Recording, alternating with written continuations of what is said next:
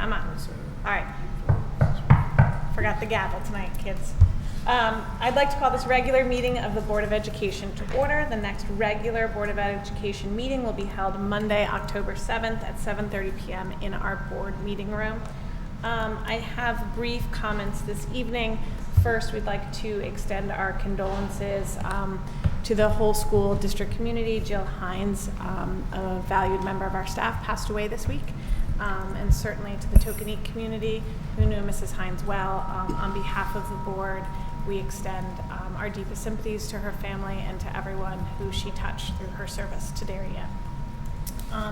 And besides that, I am all set for this evening. So we'll move on to public comment. No public comment this evening. We'll move on to the superintendent's report. Good evening, everyone. It's nice to see you. If I may, also just pass on my condolences. I didn't have an opportunity to know Ms. Hines, but what I've heard from her colleagues and her length of tenure here, her legacy will be left behind by those stories and the hearts and minds of the kids it's just touched. So, again, condolences to the family, as the board chair has also given. If I may, Irene Parisi is really easy to spot. Like, she's the lady in red right behind you right there. Irene is the Chief Academic Officer in Greenwich Public Schools. She's actually participating in the UCAP Executive Leadership Program, so you will see her with me, formerly in a mentor-mentee relationship. So she'll be at various events with me, both our parent organizations and also board and central office events. So welcome, Irene. I would like to pass on our congratulations to the high school 9 national semi-finalists of the National Merit Scholarship Program, and we also had 28 students just released from the high school who've been named commended students in the program, so congratulations to them.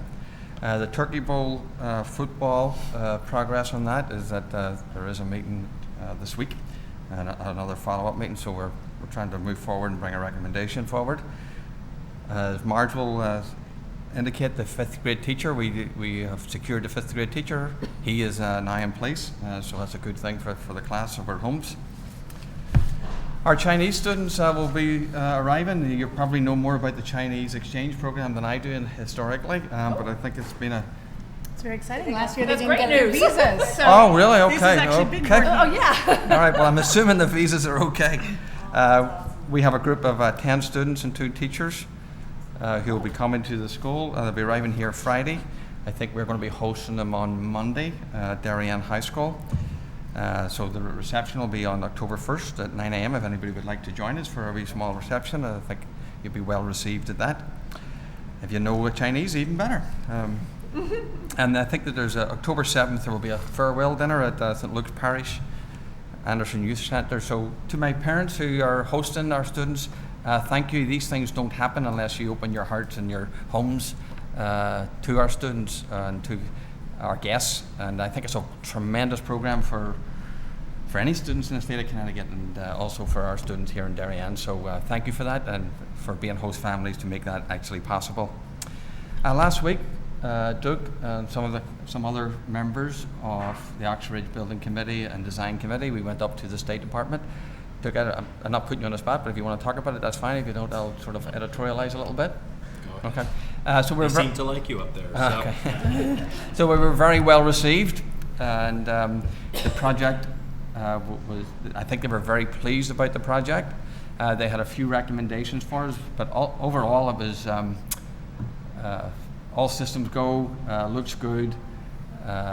We've been very frugal in our planning and appropriate in our planning. They've asked me to, on behalf of the committee, give some information back to them, and most of that was about what is an ELP program, how does that work, what some of the directions around that, some more specifications a little bit. We talked about the use of the portables and to sort of bring that plan to completion a little bit and a wee bit more specificity around, well, we knew we were going to have to do that anyway. There's a meeting in place actually tomorrow for that to take place. So it was, again, a very worthwhile experience. It's the next step in the process. And it seems that, again, it was extremely well received by the State Department. If you want to add anything to that, you can. I think one of the terms that was used, which must be a government term, after Michelle Dixon, who was the lead person in the Office of Grants and Construction, said there's a lot going on here. You've moved this along well. I like what I see so far, and I don't see a lot of fluff, was her word. So it must be a government word out of Hartford. And that is high praise from Michelle, I can tell you. That is high praise. I want to share with parents that the curriculum specialist will be sending out newsletters about the work that's going on in the department, and I think that will be out momentarily, basically, next week sometime. And we have a holiday on Monday, so for those of you who celebrate the holiday, wish you a Happy New Year and Happy Holiday. Thank you. Thank you. We will move on to the approval of minutes. It's requested that the board approve the following minutes. Minutes of the special meeting and executive session held on September 10th, 2019. May I have a motion? Mr. Burke, Mrs. Ritchie seconds. All in favor? And that is unanimous. And then minutes of the regular meeting held on September 10th, 2019. May I have a motion? Mr. Brown and Mr. Maroney, all in favor? And that too is unanimous. Thank you all. We'll move on to board committee reports. Mrs. Ritchie. For now, it's called the Budget Committee, but we met this morning, and one of the things we discussed was the recommended name change of the committee. So the committee feels that the Finance Committee is probably a better name, so we're asking, hopefully, for the board to consider that and possibly take action on that at the next board meeting. We talked about the work of the committee, and another item that we talked about was the categories that we use, and the committee decided that it should better reflect or actually reflect the categories that are used under the statute. And that's something that we're now passing over to the policy committee to consider, and then if they feel it's a good idea, to bring it to the board for a vote. And we reviewed the fiscal year end 19 results, and there's a balance, and we'll get to that later. And then also reviewed the results to date for the current fiscal year. Okay, so I will follow up with Mrs. Ritchie as the chair of that committee and Mr. Burke as the chair of the policy committee, and look to get something on the agenda for next time. Okay, and you can follow up with your respective committees as needed. Thank you. Duke, I know you just gave a report. Do you feel good? There's just a few other things that I'll add to it. Good meetings last week. There is additional meetings tomorrow with Eversource. We've gotten them in at the right time. There's potential for hundreds of thousands of dollars of savings, getting them in way ahead of the schematic drawings. As part of that, they will also be doing a proposal for us that'll show energy savings over specific lifetimes of the building, so that's a good thing. We're also meeting tomorrow with a commissioning agent, which is mandated by the state. The commissioning agent, say it again, kind of make sure everything gets hooked up and reviewed, and is kind of a double check to the architects and the builders. There was no commissioning agent in Tokenique, and I guess some things were found there after the fact. So it's mandated by the state now. We went through an RFP process and picked one of those. Eversource tomorrow. Katie Lublin, who's done a great job, she's on the committee, had a meeting last week with the kitchen and food servicing, and talked about all that good stuff, kind of a kickoff meeting to how we're going to look at food service and what we need there in terms of conservation and different things to do there too. Kip and I also, a week and a half ago, presented and gave an update to RTM Education. We gave them a quick an update. We're moving kind of from the design phase into schematic phase. We'll have another meeting with the state before the end of the year. And I believe there's a meeting with the parent-teacher organization on October 2nd at 7 p.m. Okay, good. Where most members of the committee there will be kind of give an update to the Oxridge community. Great, thank you very much. Any other board committee reports? Mr. Maroney. So the chair and I had a meeting with Dr. Adley and Mr. Rudy about facilities and looking at the master plan, and they have requested some time for them to digest, since they are relatively new to the district, and we will be having a meeting. Hopefully we will get some information and some guidance mid-October, and we will have a meeting at the end of October to discuss. Thank you very much. I think we've actually done all the committees, so no more committee reports. We will move on to presentations and discussions. First up, a presentation and discussion on the superintendent's entry plan. Dr. Adley. So, I'm excited to be able to present this plan to you and to talk through with you with the Board of Education. I want to thank my peers for their feedback on the plan. And I have two things to share with you this evening to our parents who are in your community. If you're looking it up digitally, there's essentially two things that I'm going to be presenting, and one is sort of the entry plan per se, and if I skip right to the end, I'll show you this is the other process for a strategic plan with the Board of Education. If you've been sort of following the Board of Education goals, you'll know that one of the goals is to engage in strategic planning process. So this sort of aligns and dovetails to the entry plan, and you'll see sort of where the two sort of come together. I've tried to be sort of relatively brief about it. I'm not going to read everything because you can do that, and I'm sure my board has done some of that already. But I'll just sort of touch on the main points of it. So they say that romance, resistance, and reality are the three stages of this. But I didn't think that would go over well as headings, so I chose different headings for it. You can tell me where we are in that process. So the entry plan, I used 90 days lightly, right? Liberally a little bit, because it's been a wee bit more than 90 days when you take into consideration when I joined the district. But you can say 100 days, you can say, but in essence, we're doing a half-year sort of report to the board. And I would just say to you that the goals that I have there are simply the goals for the actual entry plan itself. I want to recognize those who have gone before me. I want to recognize the rich traditions, performances, participation of community members in this district is what attracted me to the district. So the entry plan itself, and some of them have already started with the board, with members of the community in different ways. Essentially, it's just to establish honest and forthright communication and trusting relationships, to deeply understand this district. I don't pretend to understand everything, and I have a lot to learn, and the only way you learn is if you listen. So this essentially is a listening and learning tour, if you want to call it that, where I listen and you learn also a wee bit about me, because I think it's a reciprocal process. In order to understand me, my actions, my decision making, it's important to understand sort of where I come from, and really to collaboratively build on our successes and identify a plan for the future. The system, I think, is ready for that. At this point, there are limited guiding documents per se that we have, so it provides a wee opportunity to engage in this process that I think will be helpful in collaboratively sort of planning the next level of work as we see it. Essentially, what are our hopes and dreams for the future for the district, and how do we articulate that, and how do we go about it, what do we believe in our values, and how we're going to behave, and what do we value. So that's basically sort of the process we're going to go through. So these are the strategies that essentially I'm trying to embrace. The first one is just listening and learning. So it'll be an opportunity to engage with all constituents, from professional staff to board members to community members, parent organizations, business organizations, public officials.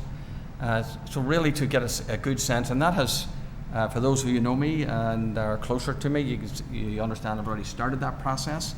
But that will also kick in a wee bit more of a formal sort of process of asking people. Essentially, I'll be listening to what do you value about the district, and really is a strength of our district. What are challenges, and what are the opportunities that the future holds for us? And then if there's anything else you want to tell me, you can tell me that, right? We can fill in the gaps a little bit. But essentially, those are the questions that I will be asking board members, constituents, our students. I think our students should be involved in that. And so that will sort of inform me to come back to the board with a report on the entry plan. The share and build, I do believe that, again, as I said, it's a reciprocal process. It's important that you know what I value, what my philosophies are, where I've come from in the sense of educationally, perspective-wise, and it's just something about me. Because in understanding each other, then we sort of move forward. And then the final part of the plan is really sort of like looking at the data that is collected, qualitative, quantitative, and coming back to the Board of Education with a report of my findings. And that will dovetail also into the process of strategic planning for the board, and I'll just talk about that in a moment. So essentially, that is the plan. I've been rolling those things out in terms of timelines and so on, because, I mean, as you can see, September, October, November, it goes by quick. So it's important that I strategically tackle that. And in addition to going to the things that I'm invited to, I really appreciate those. I also need the forums to make sure that I solicit the feedback back from parents. I'll also include surveys, which will be around those sort of 4 questions. So to make sure that if I have face time with certain groups, that other people don't feel left out of that particular process. That, in a nutshell, without reading everything to you, is the 90-day plan, entry plan. I'll share with you sort of where it dovetails with, if you're okay with that, I'll just sort of dovetail with the process for for strategic planning. So the first thing, there's the events. There's a lot of events that I'm going to do, right? First one was like, what does it feel like to ride a bus? And these have started, okay? So I think if you look at these, I'll let you read them in your leisure. You don't need me to go through them all. But you can see how I'm trying to reach out to the various constituents and so on and so forth. So I'll let you read those at your own leisure. So this is a suggested process. Let me share with you that in identifying a goal for strategic planning, this is a board process. It's not a superintendent process. It's not that Dr. Adley knows how to do strategic planning. Well, I have an idea, clearly. You would want me to have an idea, right? But I am not coming to say that this is the way to do the plan, or this is the only way to do the plan, or these are the outcomes you want to have, or the metrics you want to have. So you'll see in this plan right up front and engaging the board that I'm looking to engage you in the process of deciding with a facilitator, do you even like this plan to do the plan? Or would you like to modify it? Is there any aspects of it that you think, look, I would fully expect many people around the table have done some strategic planning. So I know you have a lot to bring to the table. So there's other ways of doing things. I have clearly delineated here that things that might be helpful to the district are a vision, mission, goals, values, and then a strategic plan on the ground of implementation, how to do that. And so you'll see that as one of the sort of metrics of the thing. If the board, in its wisdom, feels that we don't think that's necessary, or would like to modify that a little bit, that's okay. It's your plan. I'm here to help you in that. If it's your goal to do strategic planning, I'm here to facilitate and assist and guide along the way. So the major step for me is really sort of engaging you in the board, right, with the facilitator. And I think it's critical to have a facilitator for this, and it's not just the superintendent. So right up front, you're going to be deciding which aspects of this you like, and if you'd like to modify things, or what does this mean? How do we go forward? How do we set it up? You will see there's a steering committee suggested. Again, any of these things are suggested. But I am suggesting that there is a steering committee that's formed as representatives of the Board of Education and then all the rest of the constituents. I think one of the things we value in Darien is very clear, and is one of the attractiveness for me is the level of engagement with the community. So we want this to make sure that it is reflective of community values, and all our constituents have a say and are represented. Now that group can't be like 30 strong. It's probably up to about 20 or so at the most, I would say. But there will be representation of the various constituents and parent organizations throughout the time. There will be an opportunity, if people aren't on that committee, for that committee to reach out to the rest of the constituents for additional feedback if it needs it. So the steps that typically take place there is a needs assessment, where we collect qualitative and quantitative data in comparisons a lot to perhaps our neighbouring towns and our other similar towns. They don't have to be in Connecticut, it could be anywhere in terms of a high-performing district. How do we shape up there in relation to the other towns? The needs assessment also would consider the feedback from my 90-day plan.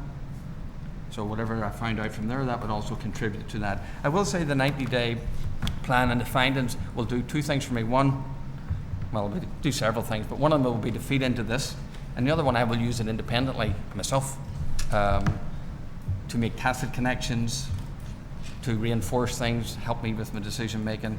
But it's clearly here is down as a strategic step to help the board in our decision making progress. So the craft, the core documents, I'm basically, again, I'm suggesting a number of 5-year goals or small. Honestly, I do think this though, any strategic plan it has to be simple or else it doesn't get achieved. I'm not suggesting we go through this process to do a strategic plan that just collects dust. I mean, that makes no sense. I do believe that there's tremendous value both in the process of doing it, maybe even more in the process of doing it, and in the collective outcomes of the actual process itself too. So both are as equally as important. So you can see that what I'm suggesting as components of that plan, potentially, the vision, mission, goals, values, and the sort of implementation process for administration on the ground. I would also say, point out to the portrait of the graduate for the high school. So the portrait of the graduate is something that the high school hasn't started just yet, but it is starting this year. And this also can run concurrently. So I would certainly recommend that someone who's working on the portrait of the graduate be on the steering committee, whether it be a faculty member, someone of the administration, because there's not much point having a portrait of the graduate. What we expect a graduate to be at Darien Public Schools, and then have this other system, what the vision and mission is, and the two don't dovetail and support each other. So the high school is setting forth on that journey, and I think that's an exciting opportunity for them, both for NAC accreditation and also just to articulate what that vision is. So you'll see that sort of just comes into play here, and it runs sort of parallel, and then they sort of come together. I will say that the timeline, I think the timeline's aggressive, but manageable. I think 2 years, and my peers, we had a wee discussion, 2 years probably would seem too long, in all honesty. I would like to sort of wrap this part of it up, and I think we can do that. I wouldn't wrap it up if it meant that there wasn't reflection and discourse built into it, but I think we can do that. Working collaboratively together, fairly aggressively, I think we can achieve that. So the improvement strategies, what would be a theory of action? How do we go about this? What's the process and strategies to get this implemented on the ground? And then we would have to formally approve the document. So again, that is suggested as a process for strategic planning to get to a strategic plan developed. I'm happy to open up the floor for discussion. Again, I won't go through every wee bullet there necessarily. Certainly, if you want to address one of them, I'm happy to respond in kind to it. But Great. I think I can say, start for the board, it's very exciting. We have been pushing for this. We are excited to have it as a goal, and it's aggressive timing, but I think everyone's committed to doing it, which is the best kind of work. So with that, I will open it up to board questions.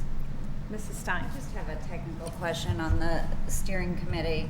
What do you think is a good size, when you think about a steering committee, appropriate size where you can get the work done but have the right number of constituents? I mean, do you have a number in mind? I do. Yeah. I mean, I actually threw out 20 because that's about, I'm thinking you're sort of maxing out at that particular number.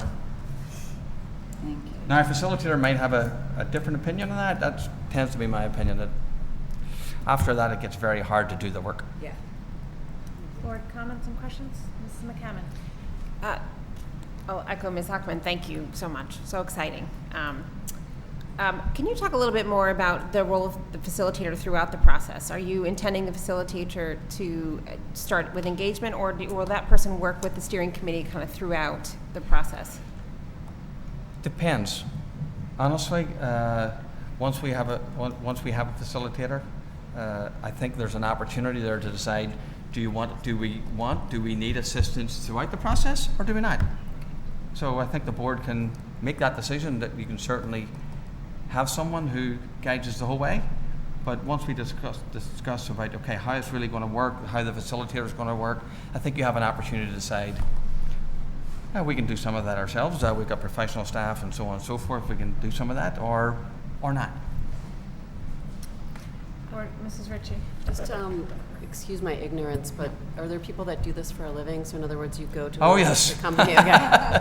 Oh, yes. So we would, how does that process work in terms of hiring a facilitator, and who would be the person determining the appropriate person to be the facilitator? So one of the benefits, if I may say, one of the benefits of my experience that I know a lot of people who do this work, and I know a lot of good people who do the work. But again, I have the opportunity to present to the board recommendations, thoughts. You have everything from risk organizations to private industry to public, and I can make a recommendation to you, either a couple of people or one person or whatever the board pleasure would be there in terms of. Would there be an interviewing process as part of this, or is it, how does that work? There could be an interviewing process if the board would like to do that. It depends how the board will not want to handle that. So can I suggest, given that I think there's a lot of kind of mechanical details, one, we can ask questions tonight, kind of broad spectrum, but it sounds to me like the board almost needs to schedule a retreat or a special meeting That's right, yep. on this to really get down into what are we looking for, how do we want to identify, because if I'm reading this right, and even if I'm not, this is my thoughts, is that if we form this steering committee, we really have to inform the steering committee on what That is to correct. look at. Yeah, And the that is board correct. has to be in agreement, because we're really putting them out really as a work group to come back to us. So they have to know what to work on. So not to stymie any questions tonight, please feel free to ask, but my first inclination is that we're going to need a good amount of time to kind of work out all these mechanics to be able to really find the right person to put in front of the steering committee and put the steering committee together. So, check your calendars, everyone. I'll be emailing you. Quickly. Yeah, quickly. Any other questions? Well, I have a lot of questions, but should we just wait until we have a meeting? I mean, Well, that's what I'm that's thinking. I mean, I don't mean if Yeah. anyone has any overall, I don't want to stymie it, but it feels like I think all of us are going to have some questions like, what is this steering committee? What's the best way to put it together? And I think for the public who's interested, we need to get clear on that. So if they want to be a member of it, they know what they're signing up for. And then, of course, the financial person in me wants to know what the dollar amount would be to go along with this. So your dollar amount is, I mean, if you just want to the answer to that depends on Jill's question and depends on how we want to handle it, because you may want to participate in the full, may want the person to participate in the full process or not. So that will be, again, that will depend on how much participation is involved. Mrs. Montgomery. Maybe before we meet, some of those questions could Sure. be brought to the table so we have a better understanding of at least costs associated with the need, and we can talk about the need at that time. That's fair? Yeah, sure. Mr. Deneen. I will say, having done this a couple of times over the last couple of years for business and on another board that I sat, the most effective ones were done by a facilitator outside of the firm or the board.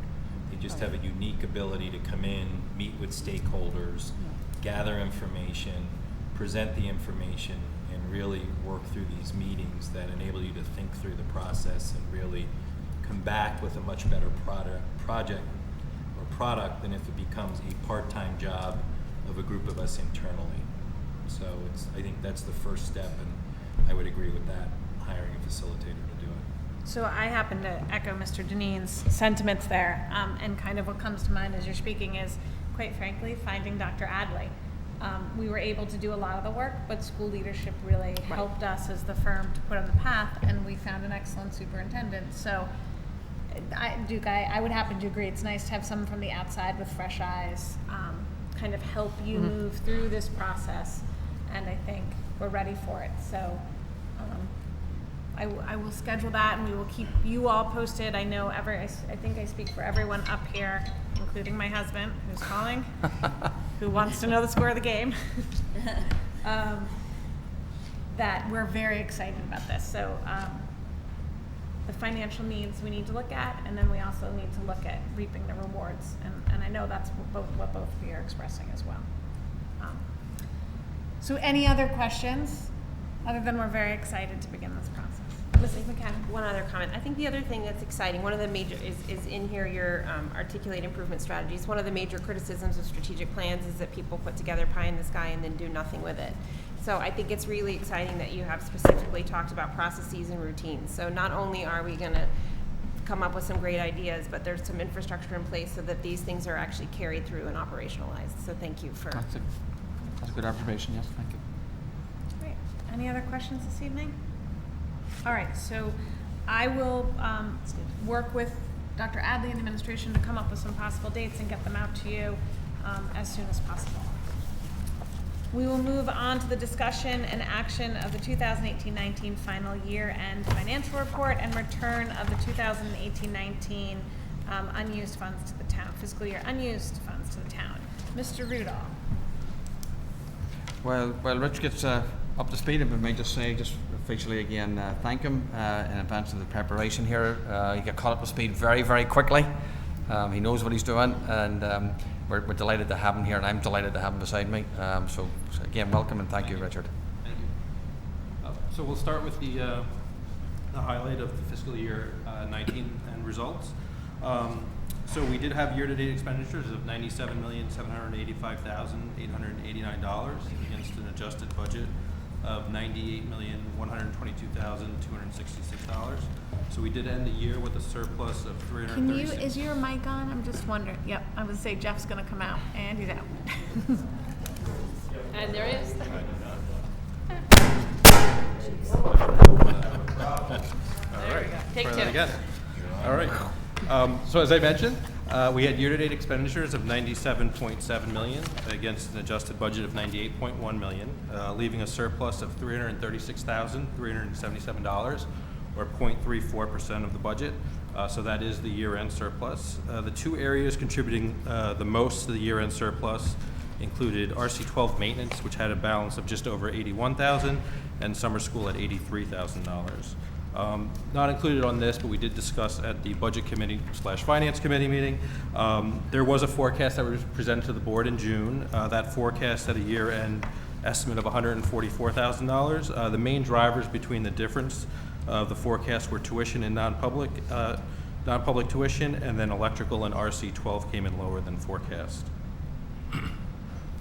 So the next slide just shows what our expenditures have been over the last few years. So in fiscal year 17, they were $93.3 million. Fiscal year 18, they were 90. Can you change the slide? So we're with you. There we go. There we go. Fiscal year 18, they were $95.1 million, and in fiscal year 19, $97.7 million. So a 2.78% year-over-year increase. So the next actually just shows some grants that went to the town of Darien.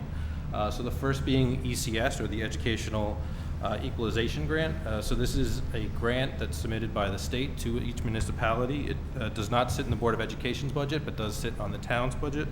That was for $511,084.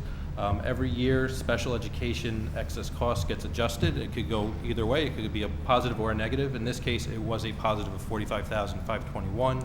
The state does attach that adjustment, whether it's positive or negative, to the ECS payment, which goes directly to the town. So that was a receipt of $556,605. So that receipt goes to the town, and it helps offset the cost of education in the mill rate. The next chart is just a trail of special education expenditures. So you'll see that we ended the year at $24.3 million. The budget for next year is at $24.4 million.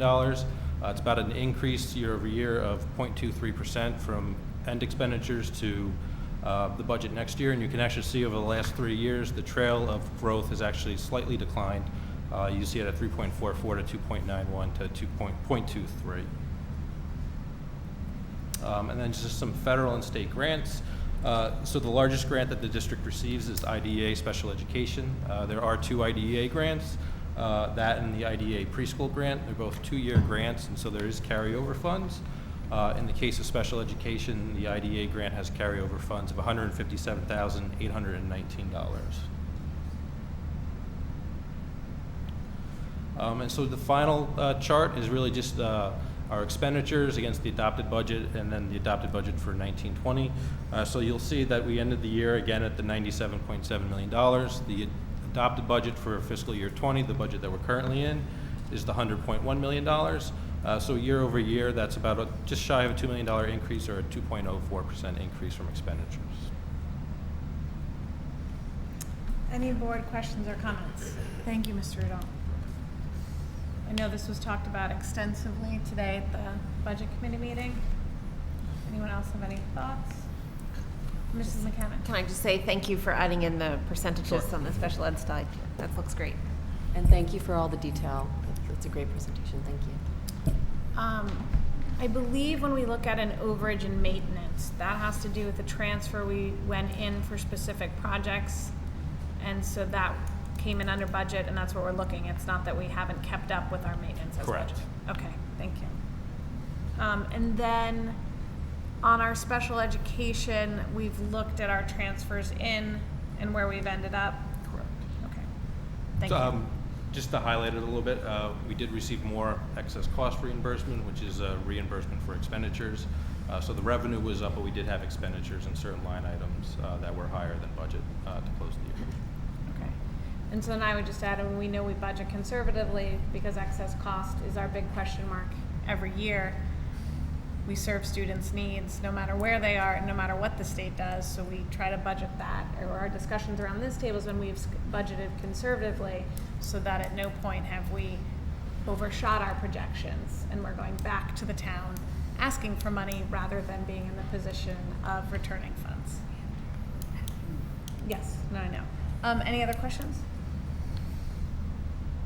All right, with that, may I have a motion to approve the 2018-19 final year-end financial report and the return of unused funds to the town of Darien for that fiscal year? Mrs. Ritchie, seconded by Mr. Burke. All in favor? And that is unanimous. Thank you very much. And again, thank you for the level of detail, for getting up to speed as fast as you did. It was a great discussion today, too, so thank you to the Budget Committee. We will move on to presentation and discussion of the July-August 2019-2020 financial report and possible action on proposed budget transfers. Mr. Rudolph. Sure. So this is the first report of fiscal year 20. So it is a very early report. There's only really 2 months of expenditures to report on. The typical financial report does break down the categories into 4 distinct areas: salaries, operating expenditures, fixed expenses, and revenues. So the highlight of the monthly financial report does show a favorable balance of $404,609. This does represent expenditures, as I mentioned, in the first 2 months of the fiscal year, and the information is through August. Salaries represent a positive variance of $477,622. It's primarily attributed to budget control not being touched to date, and then salary savings in some areas where we have some teachers on FMLA leave of absence. The next item, in operating expenditures, it's essentially projected at relatively flat because we are so early in the fiscal year. The next item, we'll actually talk about the transfers, which does categorize the minus $49. Fixed costs, we are tentatively projecting to be over budget. It is a little early on in the year, but based on consumption use from the previous fiscal year, we do expect heating expenses to probably be higher than what the budget is. But given that we're not actually in heating season, it's really too early to recommend an adjustment or a transfer at this time. But right now in the report, it does tentatively show fixed costs higher than budget. Revenue is essentially flat, but slightly higher than budget. We did receive a reimbursement for Medicaid reimbursement of $1,174. So that was an unbudgeted revenue item, but we did receive that revenue. We are essentially at this point, being so early, projecting budget for building use, facility rentals, the ELP program, and excess cost. Any questions on the transfers or where we are from July and August on the financial report? Again, I know it was discussed in detail today. And I'm sure everybody had a chance to look over the packet and they see exactly. Are we going to go through and approve those transfers? We do need to go through and approve those transfers, Okay. yes. So did you So- have a presentation? So I would typically, I'll just read over what was in the packet. There's Yeah. 3 transfers for approval. So there are 3 transfers for approval for fiscal year 20. The first is for $4. It's for the National Association for Music membership. So there was a membership budgeted for this, and just happened to be $4 more than budget. So it does cross broad Yeah. categories, so that is one item for approval. To be clear, just because everyone's looking at us while we're approving $4, when transfers cross broad categories, the board must approve, so $4 it is. $4 it is, yep. So we just spent $12 talking about it. Yes. So the next item is also large, I guess, $48.50. So this is an annual support and maintenance contract within our libraries. And again, this was something that was budgeted, but it happened to be $48.50 more than budget. And because it does cross broad categories between supplies and purchase services, it does require board approval. We're just trying to follow the rules. Good. The third and final item, it really is an accounting adjustment, but because it does cross broad categories, it does need board approval. In the budget, under the RC19 curriculum, there was a line item for ESL instruction. The actual detail behind that budget talked about professional development and materials. So this is to classify that in that section of the budget, and so it's taking it out of a salary account into a supply account. Again, there's no overage here, but because it does cross broad categories, there is a need for board approval. So can I just, so this is a little bit different from what we've done in the past. Typically, we just lump everything together, transfers and we'll call them account reconciliations, and the board would just approve everything. So what we're doing now is we're just approving what we are required to approve, which are the transfers. At our budget committee meeting this morning, we talked about everything. We talked about the transfers, and we talked about all of the account reconciliations. So if anyone else on the board would like to touch upon anything else besides the transfers, please feel free to ask questions, but what we would approve tonight is what we would statutorily be required to approve, which are the transfers among those, between those broad categories. So just to be clear, it's a little bit different than what we've done in the past. So you're still seeing it all. We're just separating out what are reconciliations and what are transfers as according to state statute. And just, since we didn't really go over it, and maybe I think in the future we should just give a brief overview. The account reconciliations for the most part consist of, well, you can talk about that. I mean, we can go over, so just broadly, a lot of it is staff turnover, so adjustment of individual employees within different RCs. The district does budget a staff turnover credit, so assume savings for new hires and hire individuals who are leaving the district. That staff turnover credit has been met at $400,000. It's actually exceeded it slightly. The district also budgets something called contract support, and so that is unrepresented salary increases. And then in the beginning of the year, you'll allocate that across your various RCs for where the employees are actually at. Those are really largely the accounting adjustments, which typically are large in the beginning of the year, as that's when you're truing up your accounts and adjusting for staff movement throughout the charting accounts. All right, any other questions? All right, with that, can we approve the transfers as proposed in the August 2019-20 financial report? May I have a motion, Mrs. McCammon? A second, Mrs. Ritchie? All in favor? And that is unanimous. Thank you all. Further discussion and possible action on the board master agenda for August 19th through January 2020. Dr. Adley. Yes, this should reflect the changes that made at the last meeting. And one of the things, if I may say, Deb, but that's reflected in this calendar is the fact that we're going to come back to the board on a monthly basis to report on the finances. Not at this, this report out level, but around the 4 categories that are in the budget book and that Rich actually reported on this evening, but on a monthly basis to give an update to the board of kind of where we stand. So we'll be able to, forecast for the year, so on and so forth, and we'll hear that on the second meeting of the month, and that's reflected in this working document. Thank you. Great. Any other questions on the master agenda for this evening? Mrs. McCammon. One of the things that I have been hearing off and on more recently from parents, I think with the onset of the school year, is a lot of questions about where we are with technology and what's our philosophy behind technology? What are we thinking about for screen time? How does it relate to scope and sequence or skills? And I know we've talked about that at this table, but there continue to be questions. How does it relate to our homework policy? And so I didn't know, I thought it might be something we could possibly discuss at the board level or get an update on at the board level, because I hear it from a lot of different. It also includes cell phones. So where are we on the tech plan, and or will we get an update on that, because that might be a natural place? That's what I was thinking. That is a board goal. However, we have not identified where in the master agenda that would fit in best, just based on timing. So we have a lot going on with the library reimagining project. We obviously have our technology plan 2.0 that we're collecting feedback on now. So I anticipate somewhere around January we would come to the board with an update. If the board would like to hear from Joan sooner, we can certainly plan on that, but I would imagine somewhere around late January.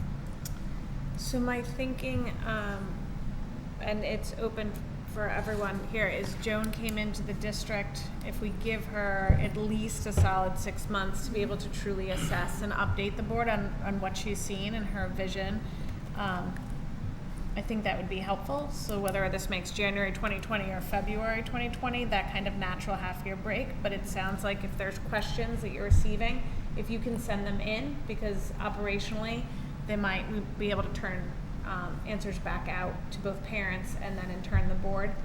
But is everyone comfortable then with If I just may add to that though, Jill, we are looking at our parent presentations, so that may come out in an elementary or a secondary presentation as well. So while it may not be presented to the Board of Education publicly, it will be available for parents in a parent session. Okay. So why don't we do all those things? We know the parent sessions are going. Jill, any questions you receive, if you send in, because that might help both inform the parent session and the board on its work. And then if we give Joan some time, I guess the question, and maybe you could come back to us next meeting, let us know if it will hit this master agenda, which goes to January 2020, or whether you think it's February, March. Okay. With your work. Does that address your concern? It does. I just would add to that, as we think about what's a parent presentation and what might touch on the board policies and procedures. So for example, some component of that might be how does it dovetail with anything we might have at the level of a homework policy or the use of technology. So if I had questions sent in, I would, but most of it has been, you're at the grocery store and somebody wants to know. So encourage them to send in so we can all see, but I understand the difficulty. I will certainly attempt to summarize in much more articulate form what I've just said. Okay. Mr. Maroney. The only thing I would say to that is I would prefer to see that as early as possible. If we see a presentation in February and we have a technology budget item, I would hope we'd have a plan to have some, before we vote on a budget item, that we have a plan in place before. I think we need to make sure we don't put the cart before the horse, is all I'm saying. So I would appreciate having that discussion earlier in January than later in February. So the question would be for Dr. Adley, if you see any budget initiatives around technology, the board would need to be able to hear the plan before a dollar amount is assigned to it. I think that's a reasonable request, although we are fairly far forward with the rollout. But yes, of course. Okay. All right, so master agenda, we know that whether we approve or not, we know that tonight we'd like to see technology. If you can get together with Mrs. McGettigan and let us know when we can do it and when she can present, that'd be great. Mrs. We'll McNamara. stay on that topic for January 28th, update on Reimagined Library Initiative. Is that still an appropriate timing, January 28th? Because we do have it on the agenda. So I can answer that at this time. I would suggest yes. That is, we do anticipate that project will have some, perhaps, budget implications. So you may hear from us sooner in a memo or something of the like, but as of now, January is a good time. So the budget implications we would be able to address fairly quickly upon hearing that presentation? I mean, or is this going to be an issue that we need to hear it several times? I don't know the answer to that, but I do know that Dr. McGettigan is working very closely with the library media specialist at each school, along with an organization that has been helping us outline the space based off of our proposal that we shared with the Board of Education last year, both district-wide and school-based. Dr. McGettigan has also been collaborating with the Community Foundation to support the work, so all of those pieces combined, I think may shift that meeting or earlier or later. The agenda is in draft form because many times we do have to make shifts. I'm just thinking of the budget, how it syncs with the budget. That's, I'm sure the work is wonderful, just the budget implication. So we, if I may, Rich has pulled the budget forward for our staff a full month. So that is kicking off like next Monday, which is a month ahead of the regular schedule. Now, part of that is because Rich and I are new and we want to make sure we have the reflective time, but it also gives us the opportunity to ask, where are we with the Reimagine project for the libraries? Where's the funding going to come from? I very much appreciate certain members in the audiences even who have come forward and want to support that. But we have to find, like, okay, is that solid, is it not solid, or do we need to go back to the Board of Education funding or otherwise? So it'll be kind of built into that early budget process for those discussions. Sounds good, thank you. Any other questions from the master for this evening? Okay, so knowing that we will come back with some more information on technology, may I have a motion to approve the master agenda for August 2019 to January 2020? Mrs. McNamara and Mr. Maroney, all in favor? That is unanimous, thank you. We will move on to the discussion of the First Selectman's request that the Board of Education contribute to the development of a community values statement. You all saw the First Selectman's request of all the boards in town. And so I would like to be able to get back to her. There is an OPC meeting this Thursday. Dr. Adley also attached a memo to our packet, so I'd like to first kick it off to him and then open it up to the broader group for discussion, because his memo included some recommendations. Dr. Adley. I'd like to recognize First Selectman Stevenson for the collaborative nature of coming up with a community value statement. I think that's very important. In light of sort of the discussion we just had with the entry plan and the strategic planning that the board's going to engage in all honesty, in absence of having those documents, it's hard to convey what the values are from the school system, even though we all recognize and appreciate academic excellence, quality programming. I've done my best to sort of pull from, with my colleagues' help, some documents, particularly probably the budget document a little bit, some guidance statements and directions. But in absence of the Board of Education really having its own guiding documents and principles, it's hard then just to convey, because in some ways I'm just conveying my own thoughts. So my recommendation would be to pass along what I think is I can extract, and I think we'd probably have some consensus on, which would basically be that it speaks to the school district's rich tradition of providing all our students with exceptional programming, educational programming, in order to prepare them for an ever-changing world. I would think that there would be general consensus that is what we're trying to do. Now, there may be difference of opinions of, well, I don't like it, it's not lofty enough, it's not, but again, until we actually go through that ourselves, it's hard to specifically speak with one voice about it. So my general feedback was it's a nice opportunity to participate in the community activity. That's my suggestion for, or some variation of that. I think we have to contribute, and it's important to contribute. But beyond that, I would really like to fall back on some of our own guiding documents to actually inform that decision. Any board comments or questions? Mrs. McCammon. Firstly, thank you so much for going through the effort of thinking about how to get this conversation started. I think that's one of the hardest things to do. So thank you, and I think what you put together is tremendous. I had one additional thought, which is, well, let me say, I love that you've said rich tradition, all students, that's important. We've talked about being inclusive, that's in here. We know about exceptional educational programming, and of course, we've talked about being in our world. But I think that one of the things is, what are we producing? Not just they're prepared, but so I was thinking maybe we added something about in order to prepare them for engaged citizenship in an ever-changing world, because I think that engagement and is an important aspect of this community, and this community really thrives on volunteerism. So I think that's a value in this community. So I suggest that as a phrase that might capture the ethos.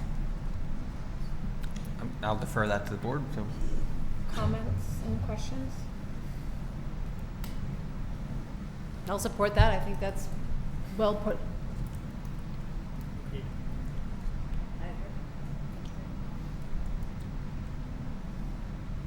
I'm going to start calling you out because I don't know what to do with head nods. Mrs. Ritchie, what are your thoughts? Could we phrase it and what that statement would be going to the first selectman? So in other words, what would our complete statement be?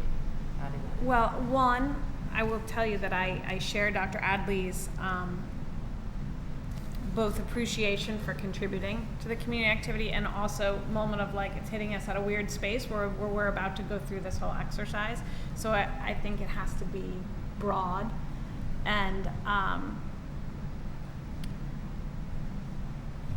so how we will convey this whenever we come up with our statement is with that caveat that we are about to engage on our own strategic planning process. And so if at the end of this we have something to change, we'd be more than happy to let you know and ask for kind of that room to be able to do this.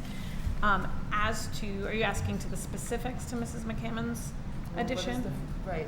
Jill, how would you like it phrased? So it would be our rich tradition of providing all students with exceptional educational programming in order to prepare them for engaged citizenship in an ever-changing world. Adding two terms. Okay, I'm just looking at our current educational philosophy, so I'm just trying to make sure that it all is. Or So- some slight variation of that, okay? Yes. Is that okay? Just to, like, to prepare them to be engaged citizens in an ever-changing world? Yeah. Or is that something like that? Right? I would say. Yeah. So I will say, I mean, every year when I've had the honor to go out and talk to the graduating class, I really speak about the fact of like we're preparing you to be engaged in society. That's been my message. And so I think that's really what you're talking about too, in terms of like being a good citizen that contributes back. And so I think it's important, and I like the addition. I think in terms of phraseology, is everyone okay with that concept if we let these guys tinker a little bit, make sure it's grammatically correct and no typos if I'm doing it? Some of the wording in our Grammar? educational Mr. Brown wants philosophy. grammar? But I think, Jill, I would support this idea also of engaged citizenship and, you know, being Good part suggestion. of as well. Mr. Dean, you feel good? Well, good. Mr. I Burke, to you feel Deb's good? point, I like the philosophy that we've always had, that our neighborhood schools exist for children. You know. I guess I just want to be consistent that if we come up with a new phrase, that it's consistent with what you already have as our philosophy. So I don't want to. This is my concern about doing this time. Right. That's 'Cause kind we of. already do have an educational philosophy, and it's posted on our website. So I think whatever we put out to the board of selectmen, and that's a great addition. The phraseology should be consistent with what we already have stated. So I think within that mission, it actually says we prepare students to go out and to be productive members of society. It does. And so we may want to use that, Jill, that if we use the same language to Mrs. Ritchie's point about being I just say consistent. consistency. I don't like changing. I share it. I mean, that's We my. already have an approved philosophy, so It's my whole fear with the timing on this. I happen to agree with you. I think if people are like, you've got a value here and a mission here, and you're doing a strategic Right, I plan. just think it's. So Jill, if we pick up, does that capture what you're trying to encapsulate? I know you want citizenship rather than productive members of society, but until we change, do you see the concern with the consistency? I see the concern. I think that, given that we're a board and we're acting as a board, we have an opportunity to choose what we want in this state. I mean, I think productivity is important, but it doesn't really capture the feeling of, that can be a fairly impersonal term. But then, and then in turn, are we then changing our board philosophy? Like, how does it tie? Like, So again, it goes back Again, to I the just wanna being be right on the consistent. precipice. So I happen to agree, and I would like to marry the thoughts, because we're right on the precipice of doing this, so I'm a little worried about 3 different messages. Would it be okay if I was to deliver something with similar language, saying that there's a concern that we, at some point, incorporate citizenship, and at the end of our strategic planning, we may come back with amendments to our contribution? I have to imagine they're gonna engage upon this process for a while, so we'd be looking at going back to that August of next August. Yeah, when do they plan on rolling out their, Mrs. Stevenson did say she'd like something by the next election, or she'd like whatever we're doing before the next election. I don't know if that means that she's Like ready to actually November. publicize. Yeah, It's November 19th. yes. That's That's this an election. That's this election. This November The next election. 3 years. 2019, when she initially introduced the idea, she wanted all the boards to engage on this work prior to that. When the town is actually ready to go forward with this, I don't know, and I don't want to speak for them. So I need thoughts. Consistency I'll just with say that the caveat. educational philosophy is a different thing than values. Your values are, sorry, but your values are really, you know, your philosophy is how you're thinking about educating. Your values are sort of bigger than that, and how you're in a different set, how you're social emotionally approaching the world. And so I think it's a slightly different flavor. I don't necessarily, I realize we're at the point where we're just about splitting hairs, but But it doesn't, I mean, just to add to that point, the comments that have been prepared by Dr. Adley and what you have enhanced do not conflict with the educational philosophy. So I have a problem that if that's the philosophy and this is a value statement, as long as they're not conflicting, clearly we couldn't have that. I don't have any problem with those two being distinct statements. Thoughts? Mr. Maroney, give me a thought. I'm gonna start calling on people. I tend to lean to Krista's point. I think we're not in conflict with the statement, and I think it's something we're looking to try to do. I think it's what Dennis? I'm on. I mean, not speak into the mic. Yes, thank you. I agree with Krista, and I think it's we're not in conflict, so we're not. I don't have a problem with that, and I think we can change the point. So why not put a stake in the ground and say where we want to go? Okay. Mr. Janine? I concur. Mrs. Stein? I'm actually really torn. Do you think that the first select woman is going to take every statement from the constituents and just use it as it is, or is she going to, That's a fair question. you I know, think I'm that's a fair curious, question is there for going to be Thursday. editing done anyway? I mean, in which case, is it, we're I don't just think we putting should out. edit our I did- statement. yeah. Wait, what We is this? shouldn't edit Because it. when you, well, but think about it. If you're going to come up with a community value statement, what are you going to say? Here's the Board of Ed's vision. You have to blend it. Well, So I think whatever we're going to get is going to be a blended version of what we're all saying.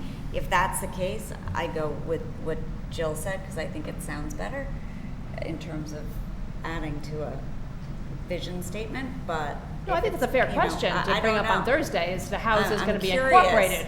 You know, Right. if it's verbatim, you know, it is tricky because then we're putting out possibly 3 different statements. What's on our website, what we're giving to the select woman, and what we're going to come up with this. So I'm torn. That doesn't help you. Mr. Brown? I think I could probably use a little more time to consider this, or a couple different versions. I don't think I'm quite sure where we are on this issue at the moment. Okay, Mr. Burke, get ready, I'm coming down the line. I Couldn't tell. agree with Katie to the extent that I'm not entirely certain how we as a board are contributing to this overall town statement. I mean, obviously, we're elected leaders. We have an insight into educational goings-ons. How much of that is part of the overall values of the town? I guess we would be uniquely qualified to add to that, but we do already have our statement. I should also put the caveat in that I'm exceptionally bad at these kinds of things in terms of coming up with a statement. I had a conversation with Jill before we started tonight that in some ways I have difficulty with a community statement because it's somewhat limiting. We're saying what we are, but then there are all the other things. And what about communities that have historically been wonderful that don't necessarily have a statement because they know what they're doing and they're inherently good? So I have difficulty coming up with a statement for the whole town because I think of, well, what are we not putting in? And so is that excluded from our values? So I find these exercises This challenging. strategic Glad plan, you called on me. This strategic planning process is going to be fun, I can tell. Yeah, exactly. We got a lot of good thinkers. I think I know how all three of you feel, but if there's anything you'd like And to just add. to be on the record, I'm not opposed to the language. I just, for consistency's sake, I just want us to be consistent. And are we coming up with a new philosophy? Is this a different philosophy? Should it be posted on our website so people know what we're thinking? And I guess So I that's my will concern. say what was a little bit concerning is the wrong word, but it's the word coming to mind at the moment, is that in her email to all of us, what you saw is Mrs. Stevens said that this statement would be help tie to future goals. And so I am a little concerned if we vary from our language, although Jill, you know citizenship is my soapbox, and so I support you wholeheartedly in the notion. But if in any way this value statement is tying to goals prior to our strategic planning process, I will express that concern because I would like to make sure that is not the case, or at least ask for clarification on what that means, because I believe there's all best intents in this process.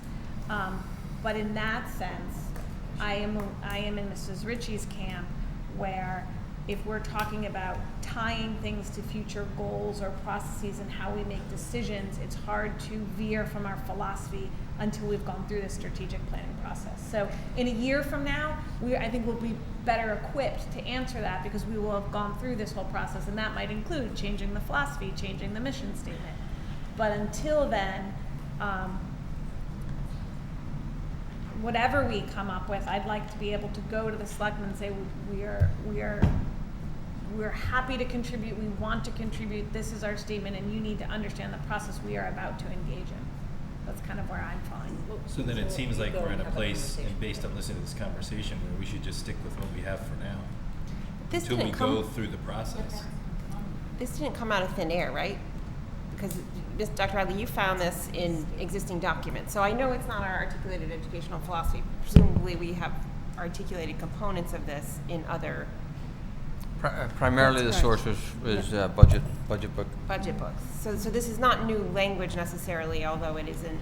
That's Well, correct. it's not in our roles and responsibilities, it's not in our philosophies. But it's in our budget books.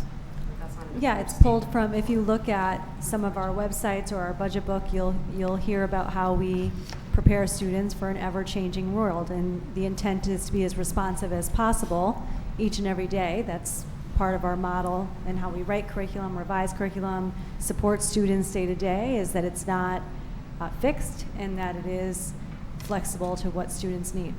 Well, then may I ask the administration, Dr. Adley, the comment that you've prepared with Jill's enhancement, do you feel it limits the work you're doing?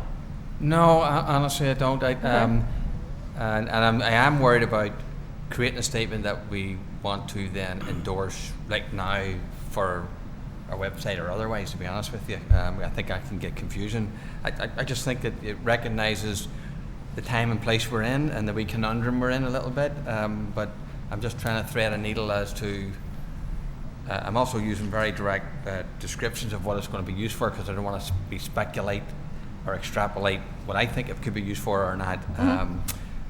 So I'm just trying to thread the needle to capture the essence of what most of us would accept as a good value and a belief, and Okay, good. No, I but personally no, it support it, doesn't- but that's why yeah. I'm asking you, So is why it don't I do restrictive? this? Why don't No. I do this Okay. at OPC? Why don't I ask Mrs. Stevenson and express some of our concerns and just say everything that I think we've heard here, we'd like to be collaborative, we'd like to contribute to this. We just need to tell you where we are in space and see, maybe she has some thoughts, and maybe she has a timeline that can help in this. And then we can reconvene next meeting on this.